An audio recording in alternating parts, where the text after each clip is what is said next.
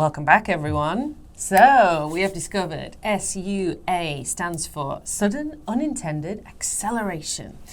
To me, if there is an acronym for something in an industry, that tells me that this is a thing, like this is a regular problem. I had no idea that that was a thing. But so the article details what this is and what might cause it, first of all. So first ones are driver error. So things like you're just pressing the wrong pedal. So you press it down, or maybe there's a bottle or some rubbish stuck somewhere near your feet and it presses the pedal. Maybe there's an electrical fault. I think that was one within, oh wait, no, that's not a personal problem, that's a car problem, isn't it? Maybe you're wearing the wrong shoes and that makes you accidentally step on the accelerator. So yeah, there's driver error. Then there's potentially the car's fault. Some mistake that it showed, the article talked about a Japanese car company who rather embarrassingly produced the floor mats too large.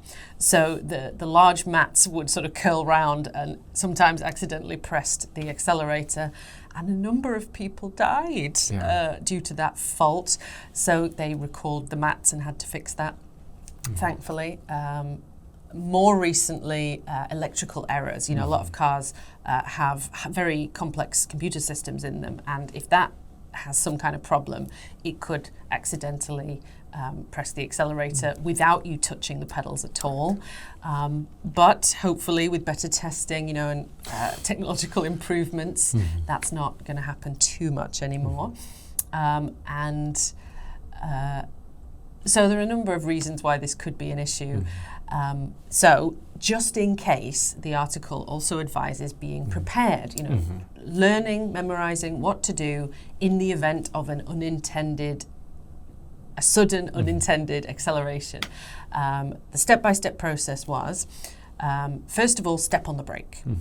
Second of all, put the car into neutral, take it out of drive and into neutral. And the third one, if it's still not slowing down, if there's still nothing you can do about it, pick a target carefully to crash into. Don't go for something that's rooted in the ground deeply, like a tree or a lamppost. Oddly enough, if you can find an empty parked car and you can aim for the bumper, that's probably one of the safest places to crash your car. It will be expensive, you'll have to pay for the damage, not only your own car, but somebody else's. But still, as the bumpers have shock absorbers, you're much less likely to die in the crash. So, even though I can't drive, I've now memorized the emergency system for an SUA event. So, useful information all along the way there. So, John, have you ever heard of this acronym, SUA? Yes, I have heard of it, and I didn't know about SUA as the industry term. I've just known about this unintended acceleration problem. I've experienced it firsthand. Oh my God. And I just watched a story about it last night, actually. The first hand was the car's fault. When you push the pedal down all the way on this car, the pedal arm could get stuck at the full on position. In that circumstance, I just pressed hard on the brake. So my tires were both trying to go forward and stop at the same time. Very fun. Good smells. And then I had to reach down and just pull it up and then drive very carefully back home. It was not fun. Because it was like that, like looking around, is anyone I'm gonna hit anyone? Because full traffic in a 5-lane highway. On the highway? Yeah, I'm like, oh, okay, this is great. Well, because you have to get up to speed, so you push the pedal down, the pedal down. To the metal. Yeah. So I couldn't do that with that car anymore. But the one I saw was the scariest because it was one of the ECU problems, the computer problems. It accelerated their car, but because the computer was accelerating, it didn't recognize any input from the brake. Not even the brake. So they were doing this with the brake, nothing, still going fast. And in that circumstance, it could be like, what the heck do we do? Because now you're trying in the very thin Korean streets. Like, those streets where everyone parks on both sides and there's people walking across. That was the street where it happened. So this person is trying to like go through the streets and press the brake and nothing's working. And of course, it doesn't go through your mind to try to shut off the engine. And in modern cars, it's just a button, right? It's not a key or even an insert. So it's just a button. And would the button work? Because it's also part of the computer. Neutral was probably like a dial, because this was I shouldn't say the name, should I? I could get automatic car. But was it an automatic? It was an automatic luxury vehicle, often bought in Korea. And they hit a parked taxi and then a wall. And then a wall? Yeah, but it was like one of those garage walls, like the garage doors. Metal, and so it bent the metal as they were going in. The airbags didn't deploy or anything. It's just the whole computer was only one focus: go fast. Oh no! It's crazy. I was like, I'm never buying any luxury vehicles now. Wow. See, this is why I don't drive. Yeah.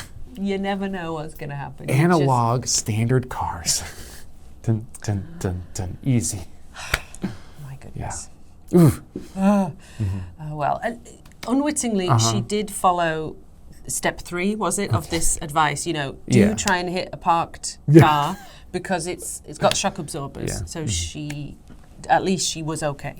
He didn't die? Yeah. He was fine. So was his passenger. Yeah, and so was the taxi driver who was parked. He was inside. He was inside? Yeah. Oh no. That must have been the shock of his life. Yeah. He was like, what's that weird sound? One thing people might worry about is, are you wearing proper shoes when driving?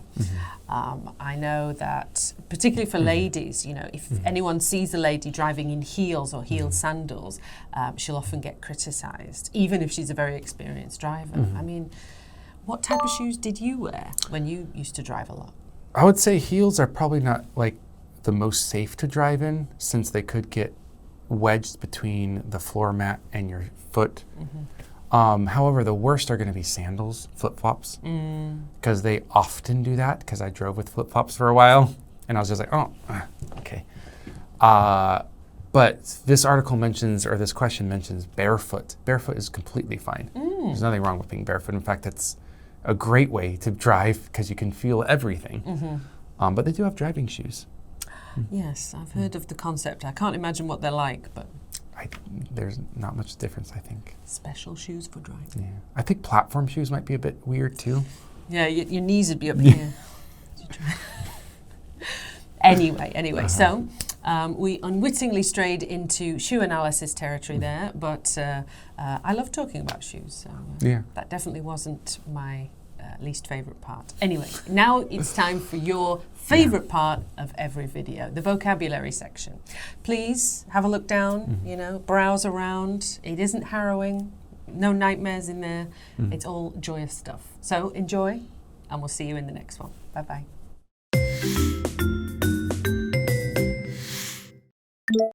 Harrowing. Harrowing. Unwittingly. Unwittingly. Recall. Recall. Last resort.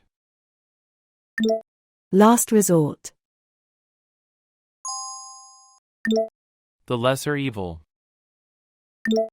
The lesser evil.